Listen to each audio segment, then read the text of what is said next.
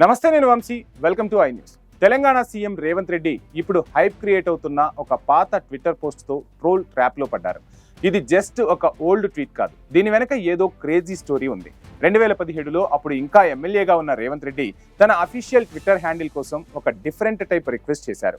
అసలు ఏం జరిగిందంటే, రేవంత్ అఫీషియల్ అనే ఒక అకౌంట్ని ట్యాగ్ చేసి, హలో రేవంత్ గారు, this is Revanth Reddy, MLA from Telangana state.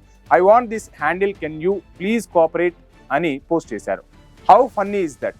ఒక ఎమ్మెల్యే పబ్లిక్ గా ఇలా హ్యాండిల్ అడగాల? అసలు ఎందుకు ఆ హ్యాండిల్ ఆల్రెడీ తన దగ్గర లేదు? It's a big question mark.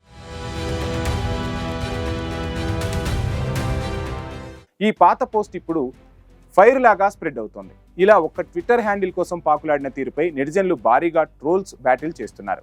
CM గారికి కూడా ట్విట్టర్ హ్యాండిల్ దొరకలేదా? కామెడీ పిక్స్ ఎవరు ప్లాన్ చేశారు ఈ ట్రోల్స్ అంటూ మీమ్స్ అండ్ జోక్స్తో సోషల్ మీడియా ఊగిపోతుంది. ఎందుకు ఇప్పుడు ఈ పాత ట్వీట్ హైలైట్ అయింది? దీని వెనక ఏదైనా పొలిటికల్ అజెండా ఉందా? ఇది జస్ట్ పబ్లిక్ ఫన్ కోసమా, లేక బిగ్గర్ గేమ్లో పార్టా?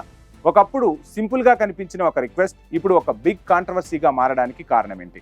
టెక్నాలజీ ఎంత ఫాస్ట్గా మారినా సోషల్ మీడియాలో ఒక పాత పోస్ట్ కూడా ఒక పొలిటీషియన్కి టెన్షన్ క్రియేట్ చేయగలదని ఈ ఇన్సిడెంట్ క్లియర్గా ప్రూవ్ చేస్తోంది.